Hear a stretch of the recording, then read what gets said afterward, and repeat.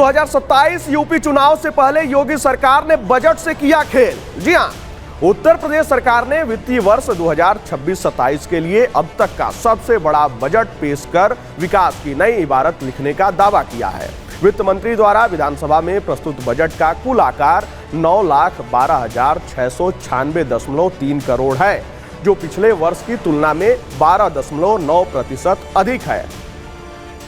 सरकार का कहना है कि यह बजट राज्य को $1 ट्रिलियन अर्थव्यवस्था की ओर तेजी से अग्रसर करने का रोडमैप है, जिसमें युवा, महिला सशक्तिकरण, कृषि, टेक्नोलॉजी और बुनियादी ढांचे पर विशेष जोर दिया गया है।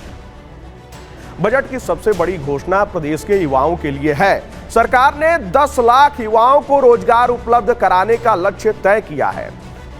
वित्त मंत्री ने बताया कि अब तक 9 लाख से अधिक युवाओं को विभिन्न क्षेत्रों में प्रशिक्षित किया जा चुका है और 5 लाख से ज्यादा को निजी कंपनियों में नौकरी दिलाई गई है। प्रदेश की बेरोजगारी दर घटकर 2.24% पर आने का दावा किया गया है। कौशल विकास को बढ़ावा देने के लिए टेक युवा समर्थ युवा योजना शुरू की जाएगी। वहीं इसके साथ ही आर्टिफिशियल इंटेलिजेंस यानी कि AI मिशन की स्थापना की घोषणा की गई है। वहीं PPP मॉडल पर विभिन्न जिलों में स्किल डेवलपमेंट और जॉब प्लेसमेंट सेंटर स्थापित किए जाएंगे। वहीं महिला सशक्तिकरण को लेकर बजट में कई बड़ी घोषणाएं की गई हैं।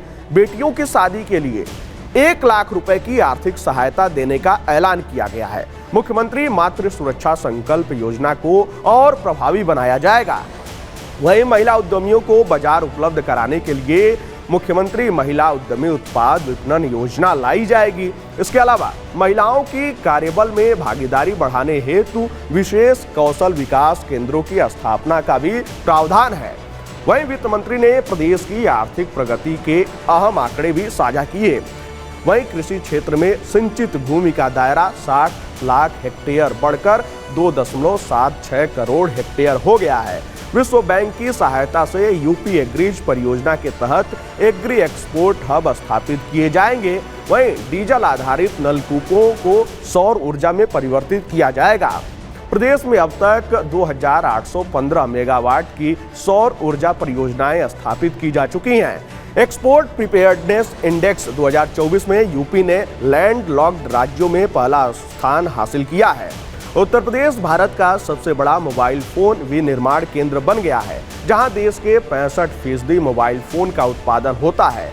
देश की 55% इलेक्ट्रॉनिक्स कंपोनेंट इकाइयां यूपी में स्थित हैं।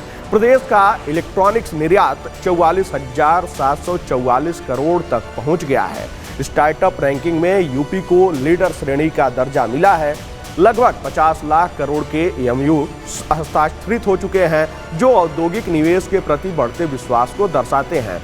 वहीं प्रवासी मजदूरों के लिए लेबर अड्डा निर्माण, स्टेट डाटा अथॉरिटी और डाटा सेंटर क्लस्टर्स की स्थापना, सिटी इकोनॉमिक रीजन योजना, रजिस्ट्रेशन और लाइसेंसिंग प्रक्रिया को सरल बनाकर ईज ऑफ डूइंग बिजनेस को बढ़ावा देने की बात कही गई है। वहीं वित्त मंत्री ने स्पष्ट किया कि कानून व्यवस्था, आधारभूत संरचना और औद्योगिक निवेश के माध्यम से प्रदेश के सर्वांगीण विकास पर सरकार का फोकस है। यह बजट न केवल विकास की निरंतरता को रेखांकित करता है, बल्कि उत्तर प्रदेश को देश की अग्रणी अर्थव्यवस्था बनाने की महत्वाकांक्षा को भी मजबूती देता है। राजनीतिक और आर्थिक दृष्टि से यह बजट आने वाले वर्षों में यूपी की विकास यात्रा की दिशा तय करने वाला माना जा रहा है। अब नजर इस बात पर रहेगी कि इन घोषणाओं का धरातल पर क्रियान्वयन किस गति और प्रभावशीलता से होता है, क्योंकि 2027 का चुनाव नजदीक है और उससे पहले ये इतना बड़ा बजट जो जारी किया गया है, इसका असर धरातल पर कितना उतरेगा, ये बड़ा महत्वपूर्ण होगा।